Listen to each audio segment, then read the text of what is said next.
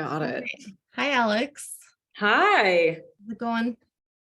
it's going well. How are you doing? Pretty good. Yeah. So thanks for joining me on this week-long adventure we have of just kind of introducing all our therapists to the internet or the world, so that everyone can kind of get a feel for who our team is at Psyche and Soma. I'm really glad you're here. I'm glad you're part of our team. You're one of our newest, or you are our newest therapist. It's been wonderful having you so far. Yeah. Yeah, I've loved it so far. And I guess that is important to add too, that my supervisor is Jennifer. Yeah. But I guess we can get into that later. Yeah. So I'm Ashley Sorensen. I am the founder, I'm a therapist and a clinical supervisor at Psyche Soma Psychotherapy Group in Fullerton, California. And as a virtual practice, all our clinicians offer in-person and virtual sessions, which is awesome to have some choice. And this week we're doing a Psyche and Soma Psychotherapy Group meet and greet where we'll be posting interviews with all of our clinicians throughout the week, again, so that you can get to learn a bit more about their practices and who they are and who they love supporting. I'm a licensed marriage and family therapist and an advanced level, I was going to say something like I'm an advanced level somatic experiencing practitioner, and that's about it. I mean, there's more to me than that, but those are my roles in our practice and some of my clinical experience. And Alex, if you'd like to introduce yourself a little bit, you can share about your supervision or, what we were talking about.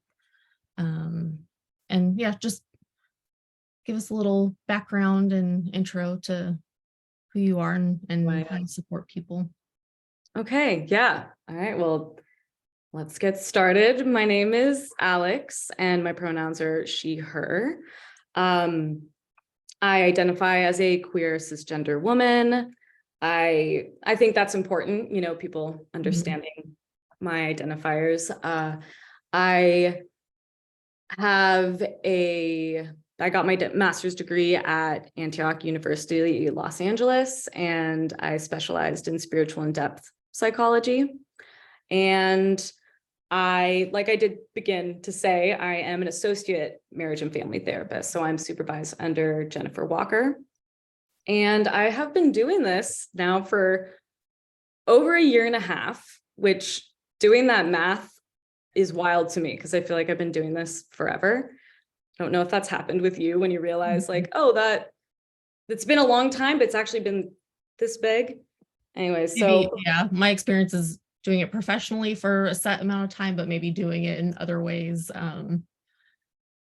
for much longer. Yeah. Yes, exactly. So, and let's see what else. Yeah, and prior to doing clinical psychology, I got my bachelor's in women's and gender studies, which gave me a foundation in birth work, women's sexual health, which kind of led me to a sex positive therapy style. And let's see, I'm trying to think where else I should go right now. Maybe you can lead me with another question. Okay, yeah, sounds good. Let's see. In our practice, we all are trauma-informed therapists. That can also be very subjective, and we can all have our own meaning about what trauma-informed therapy is or trauma-aware care is. What's your philosophy or your approach to trauma-informed therapy with your clients? What are some important components of that? What does that mean to you? Well, first and foremost, I think this is funny because I had a conversation with someone the other day about trauma-informed therapy. And they asked something like, well, what does that mean? Do people think the trauma isn't real? Because I was like, yeah, that seems kind of weird that therapists wouldn't be trauma-informed at this rate, now that we know about trauma. But first and foremost, that people are going to come into the rooms with potentially considerable trauma history, Mhm. big T, little t, traumas, complex trauma history. And part of my job is to be aware of that. There's part of it to be careful with, the pace of therapy, the relationship, how safe it feels, to go into certain more in-depth areas, which could be re-traumatizing, always keeping that in mind, about a person's trauma history. And I think too that, and I kind of just spoke about it a little bit, about how so much of this work is creating the safe space for us to be in that together. And I was going to speak about this more too, about kind of my style is I'm very relationally attachment based, focused in my work. And with the trauma informed piece, I think it is key to create that safe container within the relationship. I don't know if that makes sense, but I also, a lot of it too, just even at Psyche and Soma, I'm not a somatic experiencing practitioner per se. I haven't been trained like that with you, like you. But I always start there as well with somatic experiencing, because the trauma manifests in the body. So yeah, that's well, and that's a great reminder that somatic experiencing isn't just the only trauma-informed, body-informed practice. Many different ways that we can work with the body, as we do traditional talk therapy with our clients. Yeah, and I think another part that I wanted to add is that I am also first and foremost a feminist therapist. And to me, that means that I take into account how systems of oppression are affecting the person in front of me, as well as their family dynamics and how it plays out in their psyche, emotional experience, as well as how they relate to themselves and, the outside world and the world relating with them. But going into the trauma piece, that with that acknowledgement of systems of oppression, how that also creates trauma, how important that is, that lived experience. What's that like for you, or how do you work with that when you're working individually with someone or with couples and they've got their own complex trauma history, their challenges and strengths and healing journeys, and maybe there's a lot of personal work and inner work that they've been doing or that they're starting to do, but then they're also part of this collective and there's been collective trauma, things that have happened on a much bigger scale that can't necessarily be changed on an individual level. I don't know, how do you sit with clients in that? Well, I feel as if there's an art to bringing that in, right? Because it is, lack of a better expression, but like, an elephant in the room or whatever. We need to talk about this. Like, what is the power dynamic here? How is that showing up? Like, what am I playing? Like, how am I playing within this dynamic, with my own identity and, my gender, my orientation.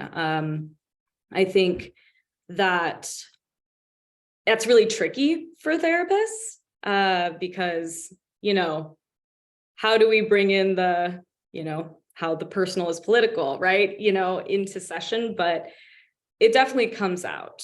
I think even, recently, I think it's hard sometimes too, when you're dealing with heteronormative couples. That's a lot of the work that I find interesting. I do a lot of couples work. That's one of my focuses, I think, right now. But it's especially interesting too, to look at the power dynamics being played out in heteronormative couples. Well, the people in the couple, and then also with you and them individually, and then three, or however many people are in that relationship. Mm-hmm. There's so many different moving parts going on Right. in the therapeutic relationship. Mm-hmm. Things we're aware of, things we're not. Yeah, exactly. I don't know if that answered your question, but Yeah. I guess another part of that question is that I'm still wondering about is, when you're working with an individual or a couple, and even working on power dynamics and differences in identities or similarities in identities with clients, and they're doing what they can, that's in their control, what they're aware of, what they're curious about, where they want to explore. But then there's also like these systemic things that are going on that impact their individual day-to-day lives, that impact their families. yeah.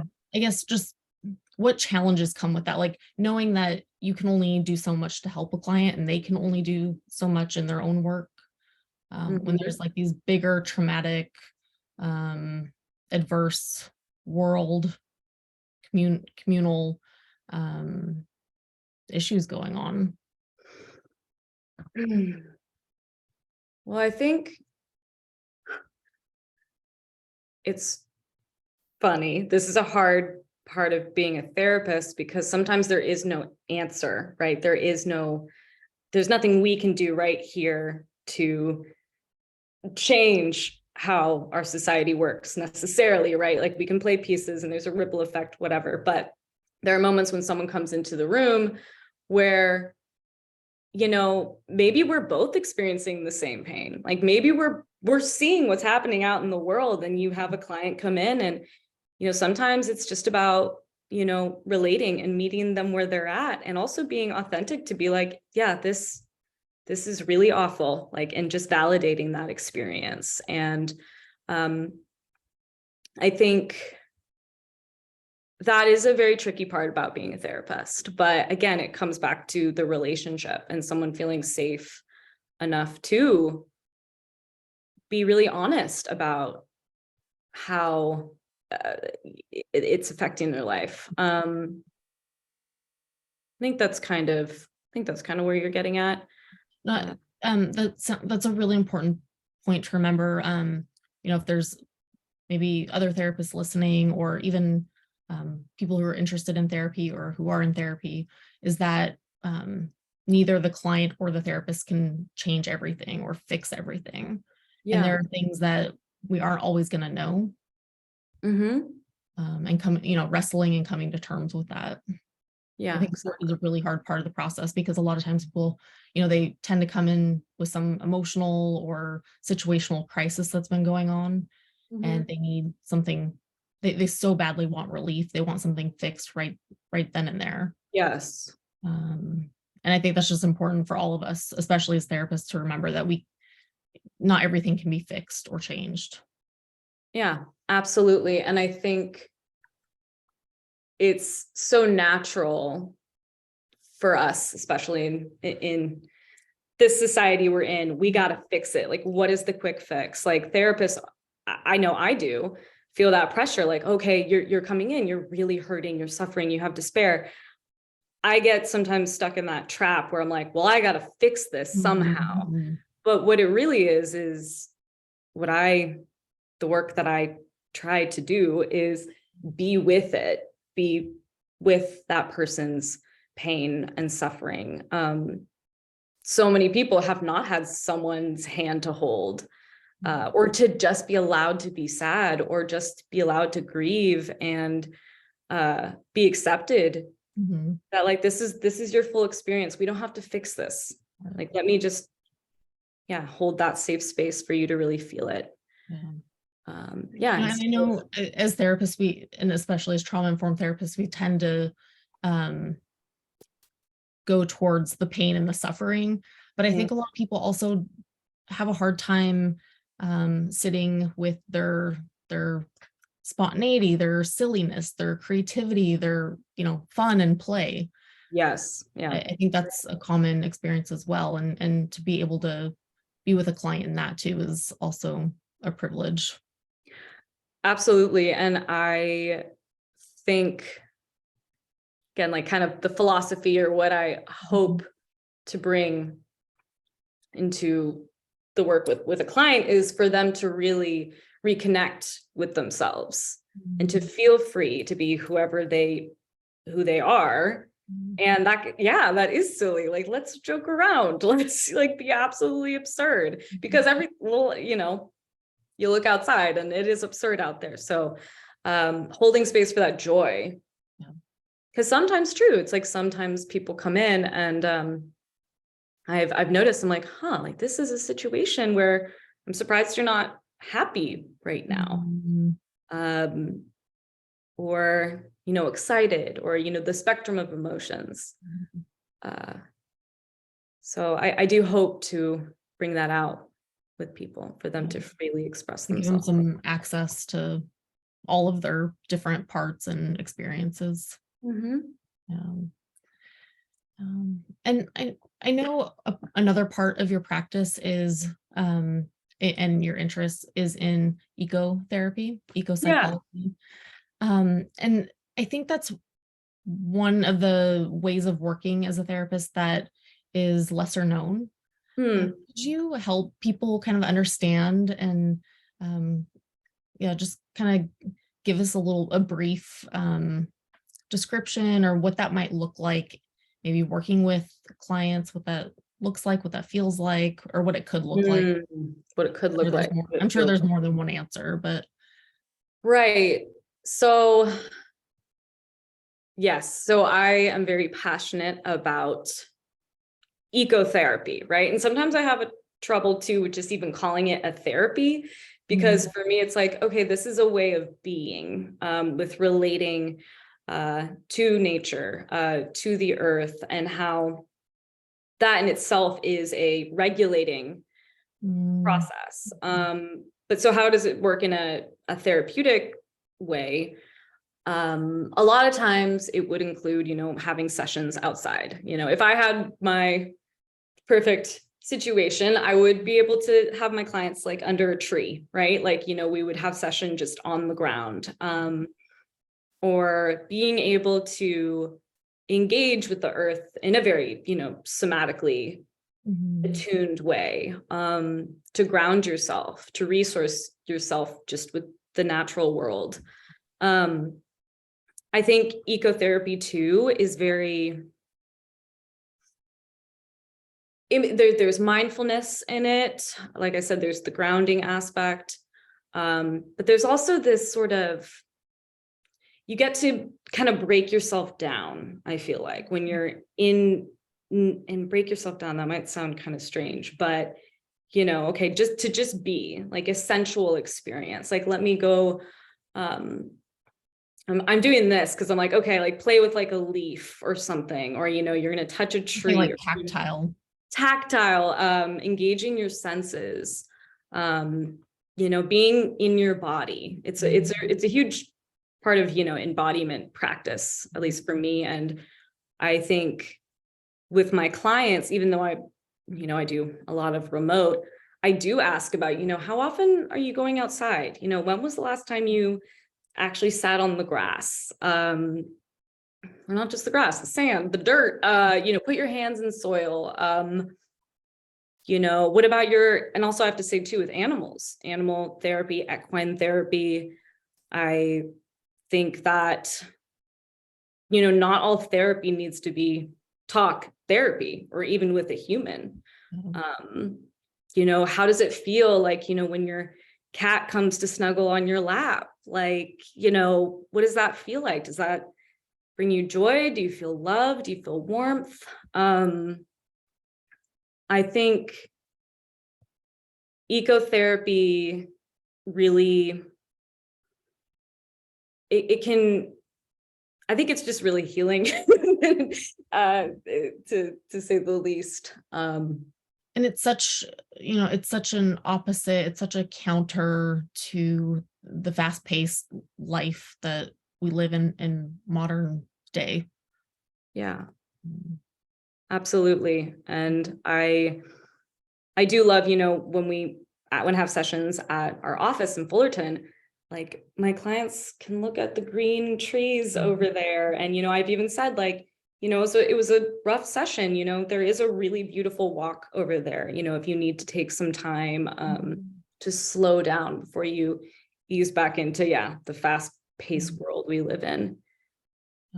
And, sometimes I know in concrete jungles and city life, like sometimes it is hard to find those sorts of pockets of nature.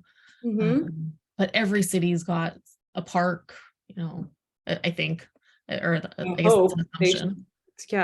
They should. Yes. But it might take a little bit more effort to seek that out, but to welcome in that slowing down. I know it can be so hard for people, but it also has such power to just to be in the ground, just to be connected to nature in some way. And I think you brought up a good piece that ecotherapy and, doing those kind of more earth-based practices it can be a privilege. Like, it is privileged in a sense that, not everyone has access to a yard or, like where is their nearest park? Which is just wild because it's nature and it just, I don't know, it just seems like that should be a given. And I think, so that makes that kind of work and healing work difficult. But I do see, like I just said, like, maybe you have a fish, like a goldfish. I know that seems very strange. You think about trees and the grass, but even like an animal or something, or, a plant that someone can take care of.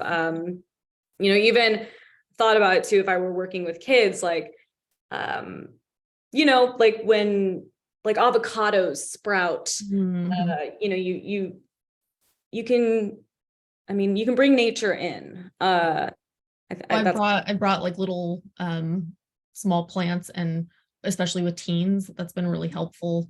In session, we kind of laid it out and they could plant, kind of connect to the soil, put soil in a pot. And something like when we were able to do that, something just shifted and there was opening up, and I think some more trust being built. Yeah, absolutely. Yeah, no, it's magical. I hope more therapists get hip to it. Yeah. It's like going back to what you were saying earlier, that you're having a discussion with someone about trauma-informed therapy, and you kind of question, aren't all therapists trauma-informed? Why wouldn't you be? Yeah. It kind of reminds me of that too. Like, why not include the body? Why not include somatic practices? Why not include nature related or sensory or tactile related practices? Because we're so much more. I said this in Amanda's meet and greet, but we're so much more than just our brains and our heads. Absolutely. Yeah. And I think, that's something too.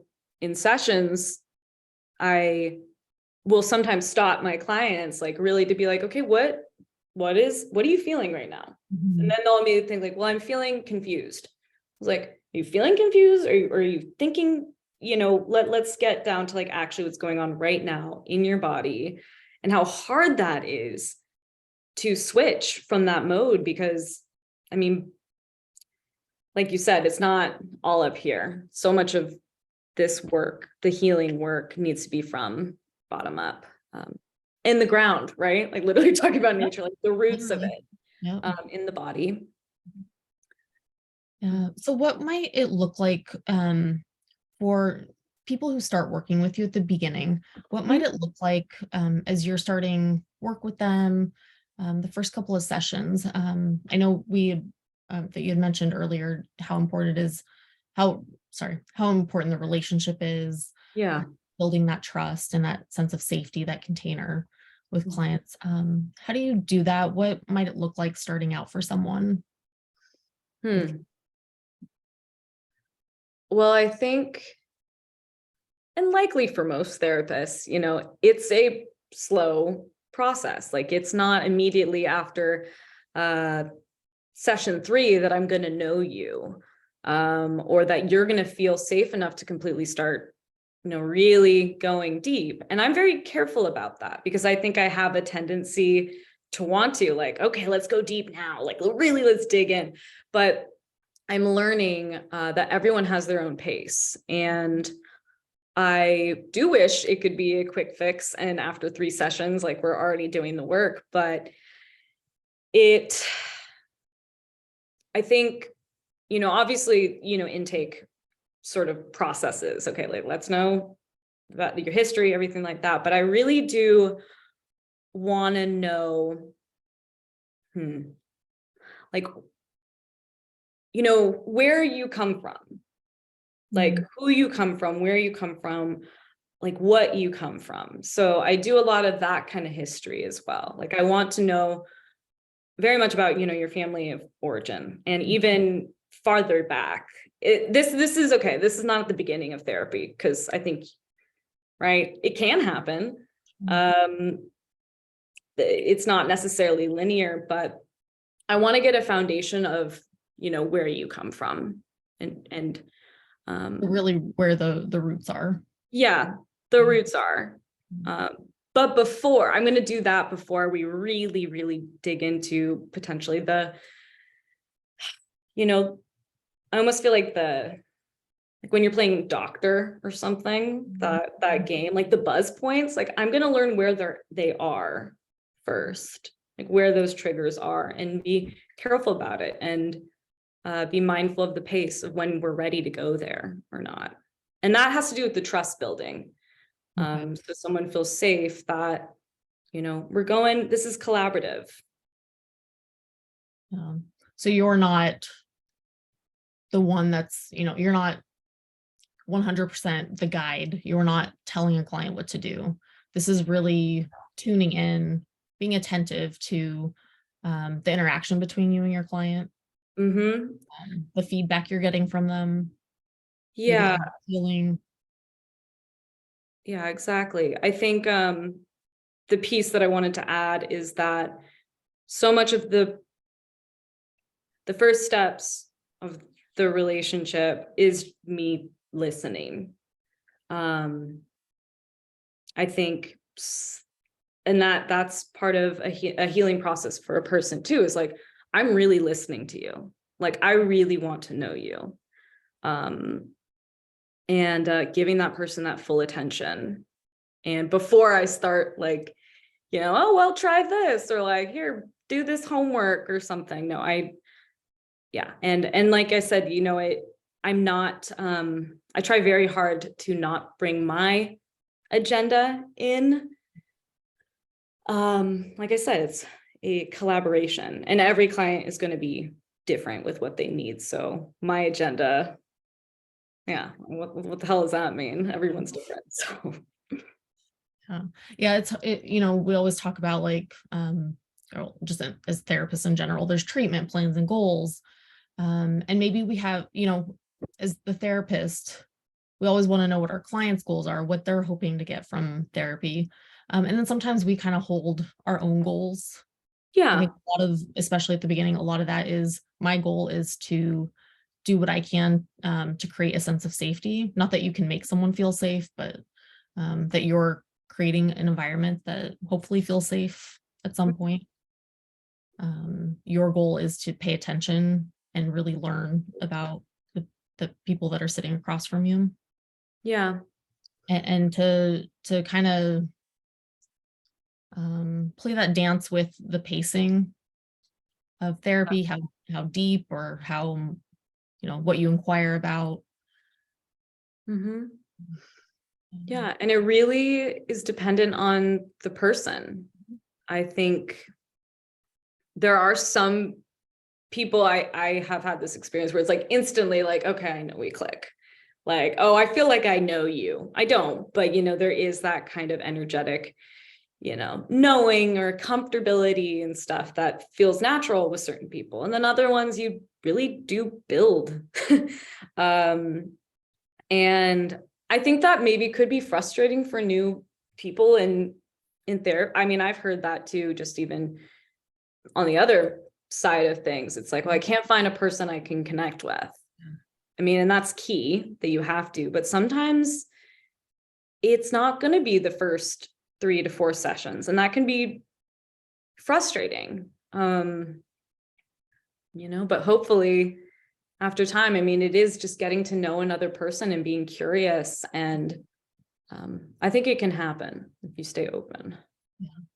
And have a lot of patience sometimes. A lot of patience. Yeah. Yeah. Being a good therapist and also being a client in therapy really tests our patience, I think. Yes. Because if you're a client in therapy, if you're a therapist in the therapy relationship, it's hard to be sitting with that discomfort and that pain.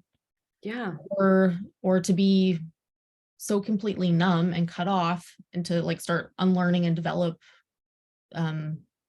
the skills to have more access to yourself. It's hard work. It can be really scary. It can be overwhelming. Yeah.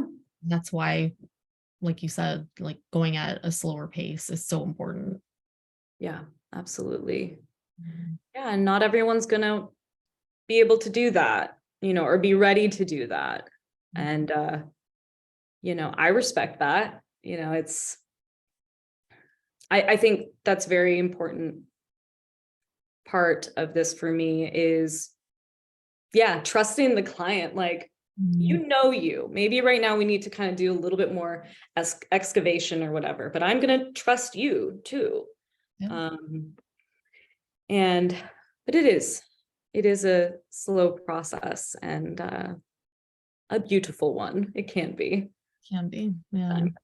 Yeah. I'm just imagining, I mean, it would be so nice if someday everyone who is seeking mental health support could have that privilege of taking their time with it. And not being, I mean, that's wonderful if you've got coverage, health insurance coverage, and you can get some support, but that it wouldn't be cut off at 10 sessions, or that there would be pressure from the client or the therapist to get something figured out. That's my dream world. But. Yeah. I like talking about the dream worlds though, because, there's creativity in that. I agree. So. All right, Alex. Well, I'm curious if there's anything else that you want anyone who's listening to know about your practice, the folks that you support. I know you touched on couples and individuals that you work with. Right. Yeah, let's see. I work with couples. I am interested in working with people that are exploring different relationship designs and structures, like whether that be consensual non-monogamy, or you're looking to expand sexually with your orientation or lifestyle.